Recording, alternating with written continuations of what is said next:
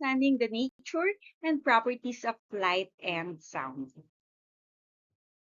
Properties of light and sound waves. So there are two important kind of waves. We have here the light waves and the sound wave. So what is a wave? Ano nga ba yung wave natin na tinatawag?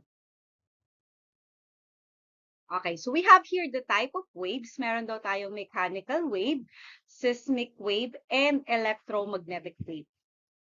So mechanical wave, ito yung makikita natin sa sound wave and sa water wave. Usually, meron tong longitudinal and meron din siyang transverse wave.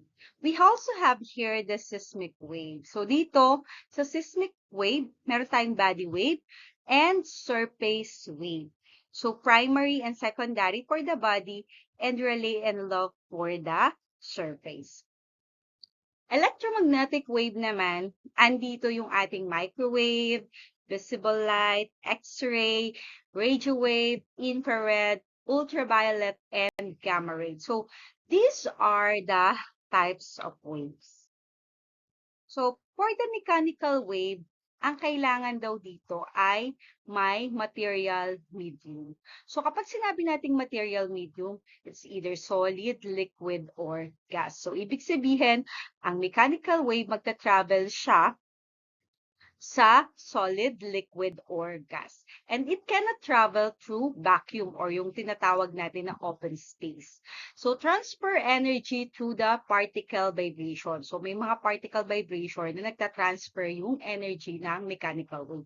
So, example natin dito, we have a sound, the water, and the roof waves. Okay? So, seismic wave naman, a type of mechanical wave produced by the earthquake. So, ito ay, ang seismic wave ay mechanical wave daw na galing or galing sa earthquake. So, travel through earth interiors or a surface. So, it transfer the earthquake energy. Dito makikita natin meron siyang P, S wave, and surface wave. Ang electronic wave naman natin, this one does not need a medium. Okay? So, hindi daw niya kailangan ng medium. Pero dito sa mechanical wave, need a material medium. Okay? So, for the electronic wave can travel through space. Ito yung nakikita natin na it can travel through space. And then transfer the energy through electric and magnetic field. So what are those examples? We have here the light, okay? So yung light daw, hindi kailangan ng medium. Ito ay nagta-travel in space. Radio, the microwaves, the X-ray, okay? So those are the sample of electromagnetic wave. So, start tayo with the light wave. So, pag sinabi nating light wave, it's form of the electromagnetic wave. Ang ating light wave ay electromagnetic. So, important characteristic of light, it travel very fast dahil napakabilis ng travel talaga ng light. Does not need medium, hindi niya kailangan ng any material, travel in a straight line, so straight line, and can be reflected or refracted, okay? So, ang electromagnetic ang light daw natin ay can be reflected or refracted. So, example daw ay ito. So, makikita natin ay yung light niya ay nag-reflect. So, nagkaroon ng reflection yung light. Next one, in a light waves, meron tayong tinatawag na reflection. So, kapag sinabi natin reflection happen when light bounces off a surface. So, example natin dito, meron tayong mirror. Nagre-reflect yung light kasi nakikita natin yung sarili natin sa mirror. Also, in a water or in a calm water, nagkakaroon din siya ng reflection. In a shiny metals, nakikita din natin the reflection of the light. So, this one, meron tayong tinatawag na incident ray and the reflected ray. Kung ano yung tinamaan ng light dito, magbabounce lang din siyang pabalik as a reflection. Ang light waves natin, aside from reflection, meron din tayong tinatawag na refraction. So, refraction naman is the bending of light as it passes through different materials. So, example, dito makikita natin, a straw inside a glass of water appears bent. Okay? So, nakita natin dito na yung reflection ng light, hindi pantay yung stroke. Ano kayang reason? Because dumaan na yung light waves sa water. Okay? So, dito sa ibabaw, ang light waves dito mabilis. Nag-travel siya ng mabilis. Pero pagdating dito, dahil may water na siyang dinaanan, bumagal ang kanyang pass-through ng light. Okay? Next, we have here, why does refraction happen? So, bakit nga daw nangyayari yung refraction? So, the light changes speed as when traveling through different media like air, water, or glass. So, ibig sabihin, ang light daw natin, nagbabago yung speed niya kapag nagta-travel, kapag merong medium na like water, air, glass. Sa air natin, mabilis siya. Sa water natin, medyo bumabagal na siya or kahit sa glass. Okay? Application of refraction, we have here the eyeglasses, cameras, the magnifying glasses, and the microscope. So, in a sound wave naman, we have the mechanical wave. So, ang sound is mechanical. Kapag sinabi nating mechanical, this means sound needs a medium. So, kailangan niya ng bagay para siya ay tumakbo. Okay, so kailangan such as air, water, or solids. Sound cannot travel daw in an outer space. So hindi daw nagta-travel ang sound sa mga open space or sa outer space because there are very few particles. So kapag sinabi nating mechanical wave, kailangan ito ng medium para mag-travel yung sound. So, dito sa sound wave, meron tayong nakikita the air molecules, the rarefaction, and the compression.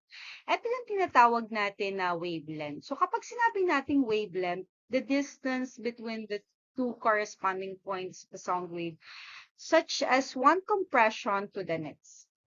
So, ito yung wavelength. Ganito kahaba yung wave niya. And then, the amplitude determine the loudness of the sound. The larger the amplitude, is the louder the sound. And then, pag small yung amplitude niya, mas softer ang sound. So, ito yung tinatawag natin na amplitude niya. Okay, so what are the important properties of sound? We also have here the frequency. So, when you say frequency, it determines the pitch of the sound. So, ibig sabihin, kapag mataas yung frequency natin, high-pitch sound siya. Mataas din yung sound. At kapag mababa yung frequency, low-pitch sound siya. So, example dito, the whistle. Ang whistle natin, mataas siya, kaya mataas yung frequency niya. And then yung drum, mababa siya, kaya mababa din yung kanyang pitch or yung kanyang frequency. So, important properties of sound, we also have here the amplitude. So, kapag sinabi nating amplitude, it determines the loudness of the sound. So, the large the amplitude, louder ang sound. Kapag small naman yung amplitude, softer ang sound. So, bigger, the louder, smaller, the softer the sound. Echo happen when sound reflects back after hitting a surface. So, example natin, saan ba natin narinig yung mga echo? Sa mountains, sa empty room, and sa mga caves. So, importance of light and sound in daily life. In a communication, of course, we have the cell phone, the radio, the television, and the internet cable. And importance of light and sound, it's also used in medicine. So, in ultrasound, the laser surgery. So, dito makikita din natin yung mga light and sounds. Kasi sa ultrasound, kailangan siya ng light at saka yung sound na para marinig natin yung nasa loob ng tiyan. Of course, for the entertainment, meron diyang light, sounds then sa speaker, the concert light, and all the cinema. Navigation, we have here the sonar and the radar. So, question, why can light travel through space while sound cannot? So, bakit daw yung light travel ay nakakapag-travel sa space, pero yung sounds daw ay hindi? So, what is the answer? So, dito, light is an electromagnetic wave. and does not need a medium to travel. So, ang light ay electromagnetic siya, hindi niya kailangan ng medium or material para mag-travel. While ang sound daw natin is a mechanical wave. It needs a medium such as air, water, or solid. For the next question, why do we hear echo in large empty places? So bakit daw nakakarinig tayo ng mga echo sa mga empty places? So echo occur when sound waves bounce off large surfaces and return to our ears after a short delay. So how do mirror help drivers? So paano daw nakakatulong yung mga mirrors? So mirrors reflect the light and allow driver to see the vehicles, people and object behind or beside them, improving the road safety. So for the quiz,